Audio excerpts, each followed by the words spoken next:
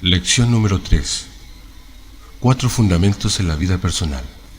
Romanos 12:11 dice: lo que requiere diligencia, no perezosos, ferviente en el espíritu, sirviendo al Señor. Hay cosas que requieren diligencia y otras no. Crecer requiere diligencia. No perezosos. Este es enemigo personal para el crecimiento espiritual. La pereza es un gran enemigo. Todos más o menos tenemos que enfrentar este fenómeno. Para ser salvo se requiere diligencia. Aún un perezoso puede llegar a ser salvo, ya que la salvación depende de la obra de Cristo. Pero si usted quiere crecer, esto sí requiere diligencia. Observemos los 4 fundamentos. Número 1, la palabra de Dios, que es su lectura, la oración, el congregarse y el testificar. Estos 4 fundamentos a veces no son fáciles de cumplir. Por eso necesitamos el curso de crecimiento espiritual y otros para que no flaqueemos en estos puntos. Los sentimientos tampoco nos ayudan con esto. A veces nos dan ganas y a veces no. Las disculpas en estos puntos también son muy buenas, pero no nos ayudan a crecer. Obstáculos que se presentan justo en los momentos que vamos a hacerlo se suman a la lista también de los impedimentos. Entonces, todo cristiano sincero tiene interés en saber cómo puede continuar viviendo una vida exitosa y que sea una bendición cada día. De todas maneras, ocurre muchas veces que el cristiano que empezó con mucho entusiasmo y fuego, después de algunas semanas se va apagando. Para que la vida de un creyente siga con gozo y en crecimiento, él debe poner especial atención a la palabra de Dios, a la oración, al congregarse y al testificar. Estos puntos no son algo que el Espíritu Santo pueda hacer por nosotros. Todo para nuestra salvación lo hizo Dios. Acuérdese que es por gracia. Pero una vez que la persona sea salva, ella debe hacer ciertas cosas para que aquella vida continúe. Vamos a observar la primera, la palabra de Dios. Veamos la importancia del estudio de la palabra. Deuteronomio 6, del 6 al 9, y estas palabras que yo te mando hoy estarán sobre tu corazón y las repetirás a tus hijos y hablarás de ellas estando en tu casa y andando por el camino y al acostarte y cuando te levantes, y las atarás como una señal en tu mano y estarán como frontales sobre tus ojos y las escribirás en los postes de tu casa y en tus puertas. Moisés nos enseña aquí cuál debe ser el lugar de la palabra de Dios en nuestras vidas. Aquí hay claras indicaciones de que la palabra de Dios debe estar con nosotros en todo tiempo y en todo lugar. Todo esto solo se puede llevar a cabo si estamos leyendo y estudiando la Biblia. Veamos otro verso, Proverbios 4, del 20 al 22. Hijo mío, está atento a mis palabras, inclina tu oído a mis razones, no se aparten de tus ojos, guárdalas en medio de tu corazón, porque son vida a los que la hallan y medicina a tu cuerpo. Salomón sabía y conocía el valor que tiene la palabra de Dios para nosotros. Sin la palabra no conoceremos la voluntad de Dios.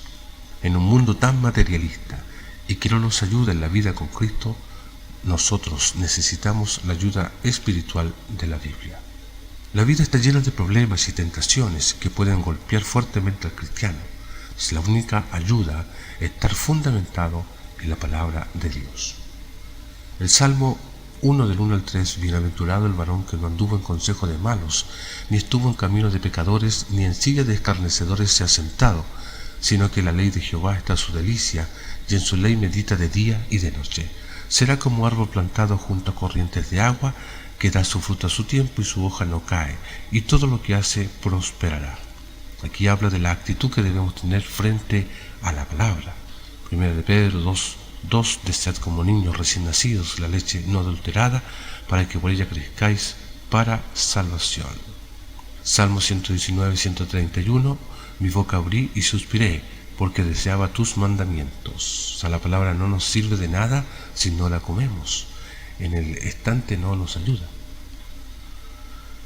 Pongamos especial atención a este verso, 2 Timoteo 3, 16 y 17.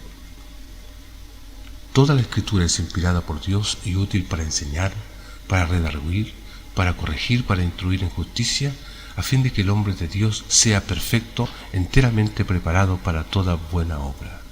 Vamos a ir desmenuzando este verso. Toda, tanto el Antiguo Testamento como también el Nuevo Testamento. Hay que leer toda la Biblia. Algunos pasajes pueden sonar monótonos, pero vale la pena leerla completita. Inspirada, que vemos que la Biblia no solamente es un libro que inspira, sino que es inspirada por Dios mismo. Aquí viene del griego soplar, que vemos que Dios sopló estas palabras, bien el aliento de Dios. Segunda de Pedro 1, 20 al 21, entendiendo primero esto, que ninguna profecía de la Escritura es de interpretación privada, porque nunca la profecía fue traída por voluntad humana, sino que los santos hombres de Dios hablaron siendo inspirados por el Espíritu Santo. Hebreos 1.1 dice que Dios habló de diferentes maneras a los profetas y a escritores de la Biblia.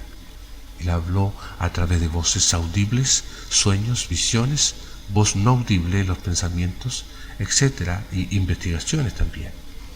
Lucas 1 del 1 al 4 dice: puesto que ya muchos ya han tratado de poner en orden la historia de las cosas que entre nosotros han sido ciertísimas, tal como nos la enseñaron los que desde el principio la vieron con sus ojos y fueron ministros de la palabra, me ha parecido también a mí, después de haber investigado con diligencia todas las cosas desde su origen, escribírtelas por orden, oh excelentísimo Teófilo, para que conozcas bien la verdad de las cosas en las cuales has sido instruido. O sea, Dios vigiló a los escritores humanos de la Biblia de tal manera que el mensaje de Dios a los hombres en el texto original no tuviera fallas en su formulación, porque Dios usó a hombres para que sus palabras fueran captadas. Cada libro está marcado con la personalidad del escritor humano, así como también con la de Dios mismo. Otra palabra del verso es y útil, o sea, sirve y funciona hoy. Ella hace que una persona nazca de nuevo. Primera de Pedro 1.23, siendo renacidos, y no de simiente corruptible, sino de incorruptible por la palabra de Dios, que vive y permanece para siempre. Hace que tengamos fe. Romanos 10.17, porque en el Evangelio la justicia de Dios se revela por fe y para fe, como está escrito: mas el justo por la fe vivirá. Aquí vemos que juzga nuestro corazón. Hebreos 4.12, porque la palabra de Dios es viva y eficaz y más cortante que toda espada de 2 filos, y penetra hasta partir el alma y el espíritu, las coyunturas y los tuétanos, y discierne los pensamientos y las intenciones del corazón. También es semilla buena, que en terreno bueno trae mucho fruto. Mateo 13.8, pero parte cayó en buena tierra y dio fruto, cual a 100, cual a 70 y cual a 30 por 1. Vemos también que es un instrumento o herramienta muy práctica o provechosa, indispensable para el maestro. Otra palabra es para enseñar. Esta es para impartir conocimiento acerca de la revelación de Dios en Cristo. Hay muchos caminos en la vida que uno puede tomar. Algunos guían al desastre. Dios y su palabra enseñan a escoger el camino correcto. Debemos estar en un plan de aprender, con la actitud de dejarnos enseñar. Otra palabra es para redarguir, advertencias basadas en la palabra. Los errores en doctrina y en conducta deben ser refutados en el amor. Se deben señalar los peligros, hay que denunciar los falsos maestros. A veces cuando caminamos por la senda de Dios nos rebelamos y nos salimos de ella. La Biblia entonces nos dice dónde nos salimos del camino. Otra palabra es para corregir. O sea, Dios corrige por medio de su palabra, enseñándonos cómo volver a su camino. Orienta hacia el camino derecho o correcto. En este caso tiene carácter restaurador. Otra palabra sería para instruir en justicia. Una vez que nos encaminamos por el camino correcto, Dios no nos abandona allí, sino que nos da instrucciones prácticas sobre cómo llevar una vida de paz y significado. Hay cambio de carácter, en este caso, ser como Jesús. Sea perfecto. O sea, la meta es el cambio de carácter, no solamente saber todo, sino que ser maduro. Otra palabra es enteramente preparado para toda buena obra. O sea, prepararnos para cumplir con el propósito de Dios en nuestras vidas.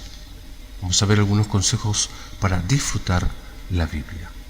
consígase primero que nada su propia Biblia, no la de su cónyuge ni la de sus padres.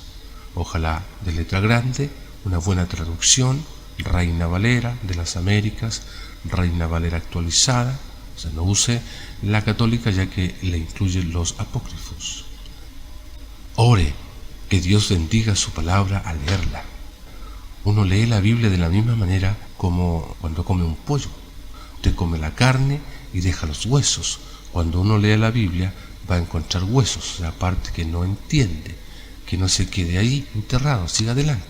Y un día Dios le mostrará, en la medida que usted vaya avanzando, va a ir descubriendo otras cosas. La Biblia, hermanos, sí requiere estudio. Busque también los hechos, o sea, conteste las 5 preguntas sobre el texto. Veamos cuáles son. ¿Quién? ¿Qué? ¿Dónde? ¿Cuándo? ¿Y por qué? La primera. ¿Quién? Se refiere a personas. ¿Quién es el escritor? ¿A quién se le escribe? ¿De quién se habla? ¿Qué sé sobre esa persona?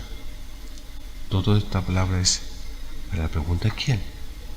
Otra pregunta es ¿qué? Habla del contexto, del conjunto. ¿Qué tema trata? ¿Qué circunstancias influyeron en el escritor? ¿Qué es lo que trata de decir el escritor con ciertos dichos? Otra pregunta sería ¿dónde? Y esta se refiere al lugar. O sea, ¿dónde estaba el escritor al escribir? ¿A dónde mandó el escrito? ¿Cuál era la situación política, social, religiosa de ese lugar? Otra pregunta es ¿cuándo? ¿Cuándo se refiere al tiempo? ¿Fue escrito el texto antes o después de Cristo? O sea, ¿cuándo? Y la última pregunta es ¿por qué? Aquí se refiere a los motivos. ¿Por qué escribe el autor sobre este tema? Si el texto mismo no le da una respuesta a las anteriores preguntas, una Biblia de estudio o un manual bíblico le ayudarán a encontrar fácilmente una respuesta a las mismas. Otro consejo sería medite. Josué 1:8 nunca se apartará de tu boca este libro de la ley, sino que de día y de noche meditarás en él, para que guardes y hagas conforme a todo lo que en él está escrito, porque entonces harás prosperar tu camino y todo te saldrá bien. Otro consejo es ponga en práctica lo que va entendiendo.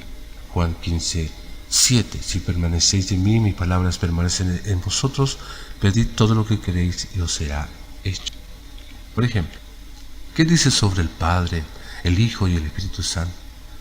¿Hay aquí un ejemplo que debo seguir? ¿Veo un pecado para evitar o una advertencia? ¿Hay un mandamiento que debo obedecer? ¿Hay alguna promesa para reclamar? ¿Hay algo que no entiendo y debo aclarar con más estudio? ¿Hay algo sobre lo cual puedo y debo orar? Bien, vamos ahora a ver cómo meditar en la palabra. Usted puede hablar con confianza si basa sus convicciones en la palabra de Dios. Puede hablar con mayor precisión y claridad si investiga los matices exactos de los significados de una palabra, y puede hablar con sabiduría si medita en las palabras de las Escrituras día y noche. Primero, ¿por qué es tan importante la meditación? Las palabras de la Biblia son palabras vivas, sabiduría eterna dentro de la cubierta de palabras humanas. Dios quiere que rompamos estas palabras humanas y comencemos a descubrir la gran riqueza de aplicar personalmente y entender lo que hay en ellas. Esto se logra a través de la meditación y del ministerio de enseñanza del Espíritu Santo en nosotros. Por ejemplo, al despertar, yendo al trabajo, al descansar, mientras duerme. Si medita en la Biblia al ir a acostarse, al despertar, mientras va al trabajo, cuando descansa, será sabio y todo lo que haga le saldrá bien. Salmo 63, 5, 6. Como de meollo y de grosura será saciada mi alma, y con labios de júbilo te alabará mi boca, cuando me acuerde de ti en mi lecho, cuando medite en ti en las vigilias de la noche. Veamos qué es lo que es meditación. Primero, es un placentero susurrar la Escritura a uno mismo, sino que en la ley de Jehová está su delicia, y en su ley medita de día y de noche. Salmo 1:2. Aquí medita, en el hebreo es hagar, es susurrar con placer, examinar, rumiar. Meditar en la palabra es similar al acto de rumiar de una vaca. El sistema digestivo de la vaca ofrece un paralelo significativo de cómo la palabra de Dios se vuelve una parte viva de nuestro ser. También es una calmada reflexión acerca de las palabras de la Biblia. Esto es meditación. Salmo 119, 99. Tus testimonios son mi meditación. Aquí hay otra palabra hebrea, sichan, o sea, una reflexión con profunda devoción, contemplar declaraciones meditadas en la palabra. Meditar es una repetición musical de la palabra de Dios, de Salmos 19, 14. Los dichos de mi boca y la meditación de mi corazón. Aquí la palabra hebrea es higayai, nota musical, sonido susurral. La meditación es un análisis piadoso de la Escritura. 1 Timoteo 4:15. Ocúpate en estas cosas. La palabra griega es meletao, o sea, es considerar totalmente con cuidado en la mente, meditar en. Meditar es comunicarse con Dios en el lenguaje de su propia palabra escrita. Salmo 119, 48. Alzaré asimismo mis manos a tus mandamientos que amé y meditaré en tus estatutos. Meditar es hablar con el Rey en sus propias palabras. Meditar es edificar el día y la noche de cada uno alrededor de la Biblia.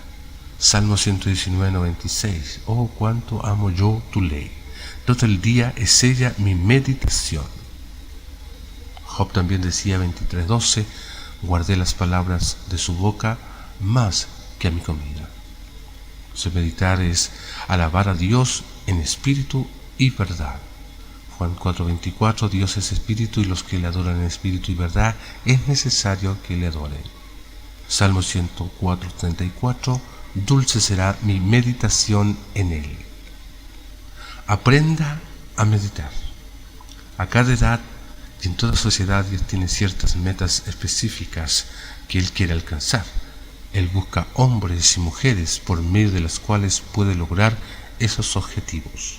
Cuando meditamos en la palabra y comparamos las necesidades de nuestra sociedad con situaciones similares en las Escrituras, logramos entender algunas de las metas que Dios quiere alcanzar. Memorice las Escrituras del pensamiento de Dios. Si hemos de tener los pensamientos de Dios como Él, debemos ser capaces de comprender y apreciar su manera de pensar presentada en las Escrituras. La mejor manera de hacer esto es memorizando pensamientos e ideas completas de las Escrituras. Ejemplo, no solo de pan vivirá el hombre, sino de toda palabra que sale de la boca de Dios. Mateo 4:4. Personalice la Escritura que ha memorizado. Dios se deleita en oír su propia palabra, especialmente cuando la usamos para expresar nuestros propios deseos y emociones. Para hacer esto podemos tomar las mismas secciones que hemos memorizado e introducir pronombres personales. En donde sea posible, este proceso es ilustrado en este ejemplo. Señor, no solo de pan viviré, sino de toda palabra que sale de tu boca. Repite el versículo varias veces, enfatizando cada vez una palabra diferente. Veamos el ejemplo. No solo de pan vivirá el hombre. Veamos otra. No solo de pan vivirá el hombre. Veamos una tercera. No solo de pan vivirá el hombre. ¿Se fijó el detalle? Visualice el significado de cada palabra también. Hombre, o sea, todo género. Esto es un principio universal, o sea, todos están incluidos. No solo, es un mandato, o sea, nadie lo cambiará, es una negativa firme. No solo de pan vivirá, o sea, ya, vivir es más que un simple existir. Hay una vida física y una vida espiritual. Dios nos hizo para disfrutar en su presencia, o sea, Cristo vino para darnos vida eterna y abundante vida física. Dios es vida. Él hizo la vida, tan solo Él sabe con precisión en qué consiste esta. Repite el versículo y reflexione acerca del significado completo de cada palabra, ¿ya? O sea, no solo de pan vivirá el hombre, sino de toda palabra que sale de la boca de Dios. Descanse, deje que las palabras se produzcan en su mente, voluntad y emociones. En Juan 15:7, si permanecéis en mí y mis palabras permanecen en vosotros, pedid todo lo que queréis y os será hecho. Veamos el ejemplo. Señor, yo voy a permanecer en ti y permitiré que tus palabras permanezcan en mí. Entonces todo lo que te pida será hecho para mí. Usa el versículo para hablar con Dios y reflexione acerca de cada palabra para aplicación personal. No solo de pan vivirá el hombre. Oh Señor, tú quieres que yo descubra tu vida. Es mucho más rica y más completa de lo que yo puedo comprender. Tú quieres vivir tu vida por medio de mí. Tú quieres ver por mis ojos, hablar por mi boca, amar con mi corazón y trabajar con mis manos. No solo de pan. Sí, quiero tu vida. Debo concentrarme en algo más que comida física. La comida es importante, pero hay algo que aún es más importante. Sino de toda palabra. Señor, toda palabra, cada parte de la Escritura. Toda la Escritura es útil. ¿Qué tarea tengo aún delante de mí? Que la salud física requiere de una dieta balanceada. La salud espiritual requiere lo mismo. Debo aprender a ganar sustento de cada parte de tu palabra. Si como tan solo papas día tras día, me voy a cansar de comer papas. Voy a carecer de otras vitaminas. Si no tengo una dieta balanceada de tu palabra, me cansaré de ella y me volveré débil espiritualmente. Espere que Dios traiga este versículo a su mente y le muestre nuevos discernimientos de él. Por ejemplo, cuando se sienta vencido espiritualmente, no solo de pan vivirá el hombre. ¿Cuándo fue la última vez que tomó un buen alimento espiritual? Cuando tiene que tomar una decisión importante también. No solo de pan vivirá el hombre. ¿Por qué no dispone un día para el ayuno y la palabra? Cuando ha experimentado aflicción, no solo de pan vivirá el hombre. Hay en la Biblia discernimiento de gran riqueza que ahora va a entender a causa de esta experiencia. Proceda lo mismo con Romanos 6. Propóngase convertirse en una copia viva de la palabra de Dios. Tal como las ramas pueden ser injertadas en un árbol y dar frutos nuevos, nosotros también podemos injertar la palabra de Dios en nuestro corazón y producir fruto espiritual. Santiago 1:21, por lo cual, desechando toda inmundicia y abundancia de malicia, recibid con mansedumbre la palabra implantada, la cual puede salvar nuestras